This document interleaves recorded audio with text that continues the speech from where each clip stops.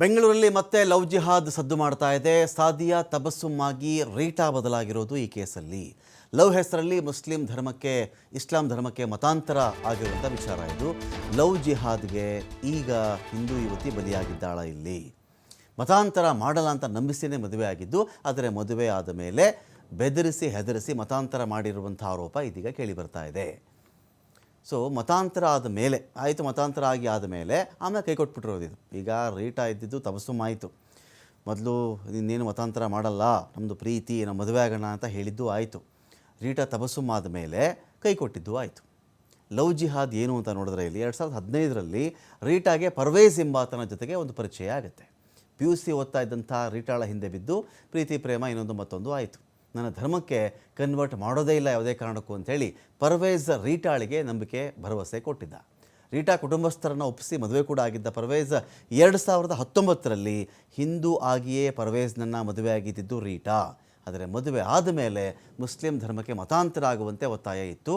ಇಲ್ಲ ಅಂದರೆ ನಿನಗೆ ತಲಾಖ್ ಕೊಟ್ಟುಬಿಡ್ತೀನಿ ಅಂತ ಒಂದು ಬೆದರಿಕೆ ಕೂಡ ಇವನು ಹಾಕಿದ್ದನಂತೆ. ರೀಟಾಳನ್ನು ಸಾದಿಯಾ ತಬಸ್ಸುಮ್ ಆಗಿ ಮತಾಂತರ ಮಾಡಿದ್ದದ್ದು ಪರ್ವೇಜ್. ರೀಟಾ ಮುಸ್ಲಿಂ ಆಗಿ ಮತಾಂತರ ಆಗ್ತಾ ಇದ್ದಂತೆಯೇ ಕೈ ಕೊಟ್ಟಿರೋದು ಪರ್ವೇಜ್. ಸಾದಿಯಾ ತಬಸ್ಸುಮ್ಗೆ ಕೈ ಕೊಟ್ಟು ಬೇರೆ ಯುವತಿ ಜೊತೆಗೆ ಒಂದು ಮದುವೆ ಆಗುತ್ತೆ.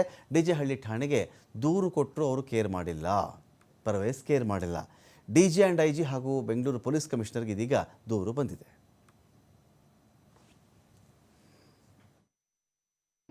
15 ನಾವು ಕಾಲೇಜ್ಗೆ ಹೋಗ್ತಾ ಇದ್ವಲ್ಲ, ಅವಾಗ ನಮ್ಮ ಹುಡುಗನ ನೋಡಿ ಇಬ್ಬರು ಇಷ್ಟಪಡ್ತಾ ಇದ್ವಿ. ಕಾಲೇಜಲ್ಲಿ ಇಷ್ಟಪಟ್ಟು ನಾವಿಬ್ಬರು ಮದುವೆ ಹಾಕೋಕ್ಕೆ ಡಿಸೈಡ್ ಮಾಡಿದ್ವಿ.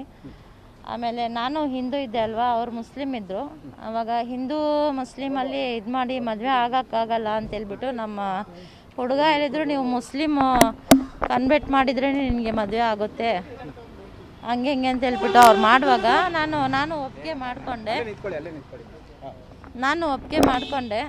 ಮುಸ್ಲಿಮ್ಗೆ ಕನ್ವರ್ಟ್ ಮಾಡಿದ್ರೆ ಮದುವೆ ಆಗುತ್ತೆ ಅಂತ ಹೇಳಿದ್ದಕ್ಕೆ ಆಮೇಲೆ ನಾವು ಫಸ್ಟು ಒಪ್ಕೊಂಡಿಲ್ಲ. ನಮ್ಮ ಮನೇಲಿ ಹೇಳಿರುವಾಗ ಇಬ್ಬರು ಮನೆಯಲ್ಲಿ ಒಪ್ಕೊಂಡಿಲ್ಲ.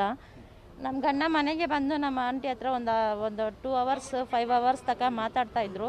ಇಲ್ಲ ನಮ್ಮ ಇದರಲ್ಲಿ ಕ್ಯಾಸ್ಟಲ್ಲಿ ಹಂಗೆ ಮಾಡಲ್ಲ, ನಿಮ್ಮ ಹುಡುಗಿನ ಚೆನ್ನಾಗಿ ನೋಡ್ಕೊತೀನಿ ಹಂಗೆ ಹಿಂಗೆ ಅಂತ ಹೇಳಿದ್ವಾಗ ಅವರು ಥಿಂಕ್ ಮಾಡಿದರು, ಸರ್ ಸ್ವಲ್ಪ ಹೆಂಗೆ ಕೊಡಬೇಕು ಮುಸ್ಲಿಮ್ಗೆ, ನಾನು ಕೊಡಲ್ಲ ಹಂಗೆ ಹಿಂಗೆ ಅಂತ ಹೇಳ್ಬಿಟ್ಟು ನಮ್ಮ ಚಿಕ್ಕಮ್ಮನೂ ಮಾತಾಡಿದರು.